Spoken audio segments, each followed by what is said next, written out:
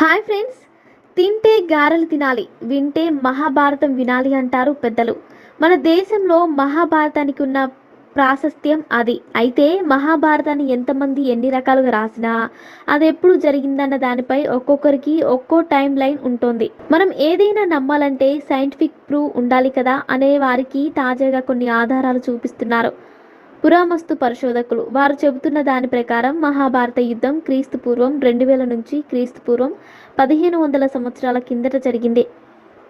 భారత పురావస్తు సంస్థ డైరెక్టర్ మంజుల్ టీం తాజాగా తవ్వకాలు జరిపించింది. వాటికంటే ముందు 1951-52లో బీబీ లాల్ అనే పరిశోధకుడు ఢిల్లీ దగ్గరలోని హస్తినాపూర్, ఇంద్రప్రస్థ ప్రాంతాల్లో జరిపినవి అత్యంత కీలకంగా నిలిచాయి. అక్కడ కొన్ని వస్తువులు దొరికాయి. వాటి ఆధారంగా మహాభారత యుద్ధం క్రీస్తు పూర్వం 1000-900 మధ్య జరిగినట్లు అప్పట్లో అంచనా వేశారు. కానీ ఇప్పుడు ఆ అంచనా తప్పని తేల్చారు.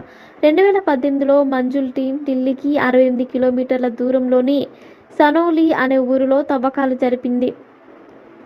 గుర్రంతో నడిపిన రథం, గుర్రాలను కంట్రోల్ చేసే కొరడా, రథ చక్రాలు, హెల్మెట్స్, పిడికత్తి, డాలు, బాణం, విల్లు, ఒక శ్మశాన వాటిక, రక్షణ కవచాలు, పతాక ధ్వజం వంటివి ఆ తవ్వకాల్లో దొరికాయి.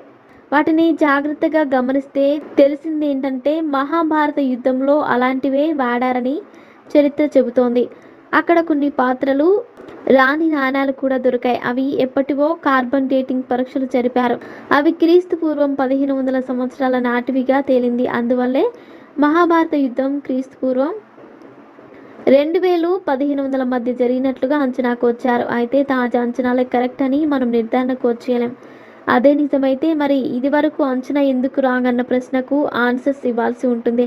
దీనిపై ఆల్రెడీ బీబీలాల్ స్పందించారు. తను చెప్పినదే రైట్ అంటున్నారు ఆయన. ఎందుకంటే మహాభారతంలో హస్తినాపురం, ఇంద్రప్రస్థ గురించి ఉందని అంటున్నారు.